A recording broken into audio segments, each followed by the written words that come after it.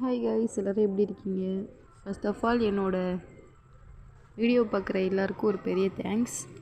So இன்றைக்கி ஒரு பொண்ணோட ஸ்டோரியை பற்றி பார்ப்போம்.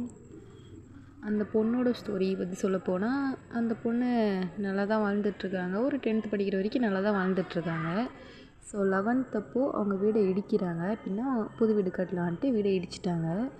ஸோ வீடு இடித்து மனை போட்டு ஒரு 5வது நாள் அவங்க அம்மாவுக்கு ஸ்ட்ரோக் வந்துருச்சு. So high level brain stroke. So அப்படியே அவங்க அம்மாவோட கை கால் இது மாதிரி வேலை பக்கமாக போயிட்டு, ஸோ இந்த பொண்ணுங்க படிக்கிறத தொடர்றதையே விட்டுறலான்ட்டு முடிவே பண்ணிட்டாங்க. ஏன்னா வேலை பார்க்க ஆள் இல்லைன்ட்டு. ஸோ அந்த பொண்ணுக்கு ஒரு சிஸ்டரும் இருக்காங்க. ஸோ அந்த பொண்ணு படிப்பையாவது காப்பாற்றலான்ட்டு இவங்க அப்படி பண்ணியிருக்காங்க. பட் அப்படியே இருந்தாலும் படிச்சிருக்காங்க. சரி, ஓகே, நான் அதனால் பார்த்துக்கலாம் அப்படின்ட்டு படிச்சிருக்காப்புல. பார்த்தா 11th 12th வீட்லேயும் வேலை பார்த்துக்கிட்டு, ஸ்கூல்லேயும் படிச்சுட்டு, கோச்சிங் கிளாஸ்லாம் அட்டன் பண்ணிட்டு, அந்த மாதிரி படித்து ஓரளவுக்கு 12th நல்ல மார்க் வாங்கி, போர்டு ஃப்ளெக்ஸ் வைக்கிற அளவுக்கு நல்லா மார்க் வாங்கி, அந்த மாதிரி ஒரு அச்சீவ்மெண்ட் கொடுத்துருக்காங்க. ஸோ நெக்ஸ்ட்டு பார்த்தோன்னா, அது ஒரு கொரோனா டைம் பீரியட். ஸோ அது அந்த மாதிரி டைமில் 3 மாதம் தான் ஆன்லைன் கிளாஸ் நடந்திருக்கு. ஸோ அந்த மாதிரி டைமில் போயிட்டு 1.5 லட்சம் ஃபீஸ் போட்டிருக்காப்புல அந்த ஸ்கூலோட பிரின்சிபல். ஸோ இந்த பொண்ணு எவ்வளோ கெஞ்சது கேதறது, அந்த ஃபீஸை அந்த அமௌண்ட்டை குறைக்கிற மாதிரியே இல்லை. அப்படி 50,000 கட்டிட்டுலாம் அந்த ஸ்ட்ரோக்கு வந்தவங்கள வச்சுட்டும் கேட்டிருக்காங்க. பார்த்தா அந்த ஸ்கூலில் மனசே இறங்கல அவங்க.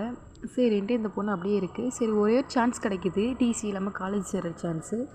ஸோ அதை விடாமல் அந்த பொண்ணும் சேர்த்து படிக்கிறாங்க. காலேஜும் படித்து முடிச்சிட்டாங்க. படித்து முடிஞ்சிட்டு சரி, இதுக்கு மேலே என்ன லைஃப் இருக்க போது, காலேஜில் என்ன சொல்கிறாங்கன்னா, ஸ்கூல் டிசி கொடுத்தா தான் காலேஜ் டிசி தருவேன்னு சொல்கிறாங்க. ஸோ இந்த மாதிரி மென்டல் ப்ரெஷர் அனுபவிச்சிட்ருக்கு. ஸோ இடையில மேரேஜ் ப்ரெஷர் வரதில்லை. சரி, என்னடா இது போதுன்ட்டு அந்த பொண்ணு அதோட ஏதாவது ஒர்க்கு போகலான்ட்டு ஒரு சின்ன ஷாப்பிங் மாலுக்கு ஒர்க்குக்கு போகிறாங்க. ஸோ அப்படியே ஒர்க்கு போயிட்டு அங்கே கொஞ்சம் இம்ப்ரூவ்மெண்ட் ஆகிட்டு, அங்கே இன்வென்ட்ரி அது இது டேட்டா என்ட்ரி இது மாதிரி சிஸ்டம் ஒர்க் கொஞ்சம் கற்றுக்கிட்டு அந்த மாதிரி இருந்துட்டு, அதுக்கப்புறம் ஒரு ஸ்கூலில் வேலை கிடைக்கிது. அந்த ஸ்கூல்லேயும் இப்போ டீச்சராக ஒர்க் பண்ணிகிட்ருக்காங்க. ஸோ கொஞ்சம் இன்ட்ரெஸ்டிங்காக இருந்தாலும் லைட்டாக போர் அடிக்கிறதில்ல. இது என்னோடய கதை தான்.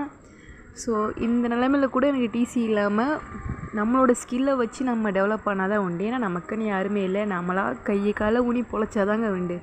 ஓகேவா? இந்த மாதிரி இருந்து கூட நான் படித்து ஒரு டீச்சராக இருக்கான்ட்டா, நீங்கள் உங்கள்கிட்ட எல்லாமே இருக்குது, நீங்கள் என்ன வேணால் பண்ணலாம். என்கிட்ட அந்த டிசி கிடச்சிருந்துச்சின்னா இப்போ நான் ஒரு கவர்மெண்ட் ஜாப் கூட போயிருப்பேன். இது ஒரு ஹைலைட் என்னென்னா, எங்கள் அப்பாவுக்கு ஃபினான்ஷியலாக பெரிய சப்போர்ட்டாக இருந்ததே நான் தான். ஸோ பைக்லேருந்து வீடுலேருந்து எல்லாருமே சேர்ந்து செட்டில் ஆகிறதுக்கான எல்லா வேலையும் பார்த்தாச்சு.